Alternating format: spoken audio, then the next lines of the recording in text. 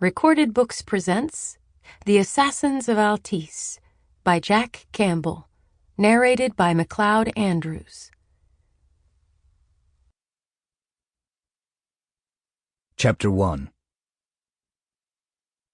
The city of Marandur had died more than 150 years ago, when the old imperial capital became a battlefield between rebels and legionaries.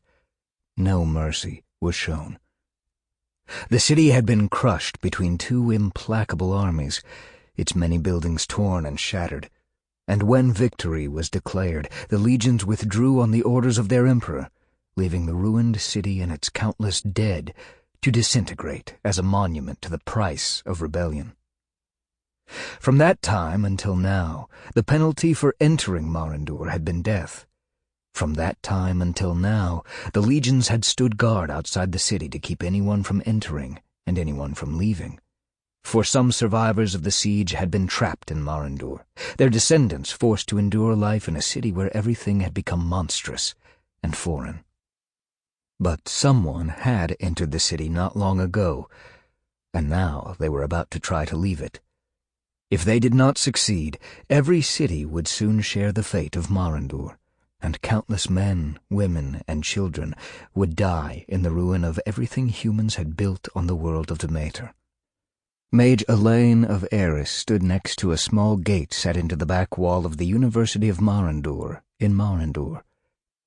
Outside, the ruins of the dead city awaited, along with the threat of the brutish barbarians descended from those few rebels not slain by the vengeful Imperial Legions. Beyond the barbarians and the broken wall of the city, Imperial watchtowers enforced the quarantine of the old Imperial capital. If they made it past those obstacles, all that would be left to worry about would be the most powerful forces in Dematr, all of which wanted Alain and his companion either captured or dead.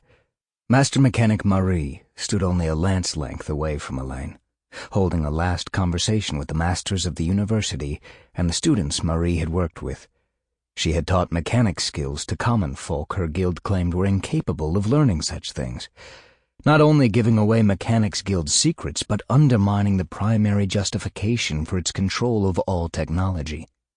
If Marie had not already been marked for arrest by the Mechanics Guild, that act alone would have condemned her. Snow swirled lightly across a sky the gray color of the metal in the mechanic pistol Marie always carried under her coat. Alain settled the pack on his shoulders more comfortably and checked the long knife he wore as Marie came up to him with a nervous smile. Like Alain, she wore the trousers, boots, shirt, and coat of a common person, her black mechanic's jacket once again concealed in her pack, just as Alain's mage robes were hidden within his. "Are you ready?" she asked. "Yes." Alain started to walk toward the gate. Marie flung out one hand to stop him and gave Alain a cross look. She turned to the scholars of the university. "My thanks again for granting us refuge when we were pursued, and for aiding me in other ways whose value I really can't exaggerate. Because you've maintained some order and civilization in the midst of a city that otherwise knows only death and decay, there may be hope for everyone." The university students and professors all bowed toward Marie and Alain in response.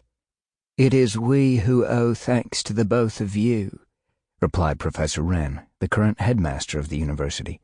"You brought the first news of the outside world to us since the city was sealed off by order of the Emperor Palin over a century and a half ago.